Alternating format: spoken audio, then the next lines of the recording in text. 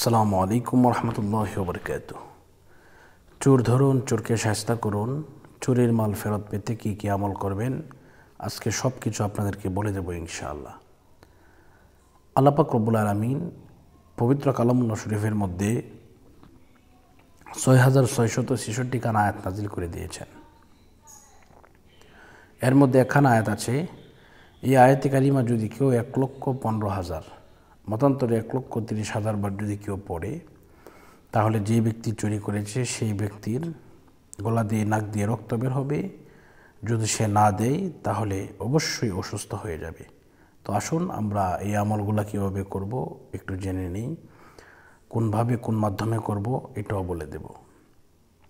তো প্রথমত হচ্ছে, এটা যেহেতু একটি বড় খতম, এজন্য আপনারা আপনাদের ফ্যামিলির লোক যদি বেশি থাকে, নামাজি লোক যারা, তাদেরকে নিয়ে আপনারা এই খতমটা পড়তে পারেন। আর যদি নামাজি লোক না থাকে, আমাদেরকে বললে, এটা যেহেতু বড় খতম, আমরা ইনশাল্লাহ পড়ে দিতে সক্ষম হব। তো আমরা এখন প্রশ্ন করতে পারেন, হুজুর ১,৩০,০০০ বার পড়তে সময় কতক্ষণ লাগে? আমরা যে ১০০ ছাত্র দিয়ে পড়ি, আমরা এটা ১০০ ছাত্র দিয়ে পড়ি, এরপরেও আপনার সময় লাগে ২.৫ থেকে ৩ ঘন্টা সময় ১০০ ছাত্র দিয়ে পড়লেও।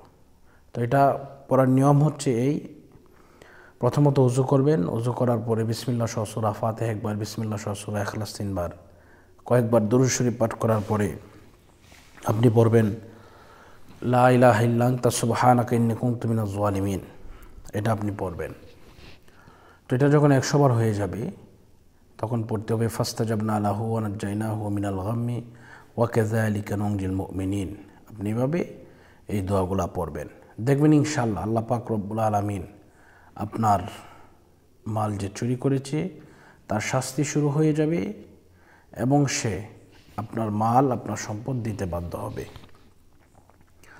আমাদের মাধ্যমে অনেকেই আলহামদুলিল্লাহ তাদের সম্পদ ফিরে পেয়েছেন। মালয়েশিয়ার এক ভাই, উনি মালয়েশিয়াতে থাকেন। তো উনি বাড়িতে আসবেন, বাড়িতে এসে উনি একটি ঘর নির্মাণ করবেন, এজন্য উনি টাকা জমালেন। তো হঠাৎ করে উনি বাড়িতে আসবেন, এই পূর্ব মুহূর্তে টাকা চুরি হয়ে গেছে।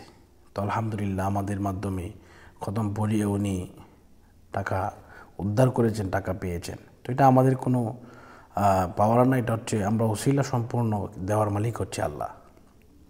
এটা মনের মধ্যে বিশ্বাস রাখতে হবে। তো ইনশাআল্লাহ পাক আমাদের সকলকে কবুল করুন, মঞ্জুর করুন। এই মুহূর্তে বিদায় নিচ্ছি। আসসালামু আলাইকুম ওয়া রাহমাতুল্লাহি ওয়া বারাকাতুহু।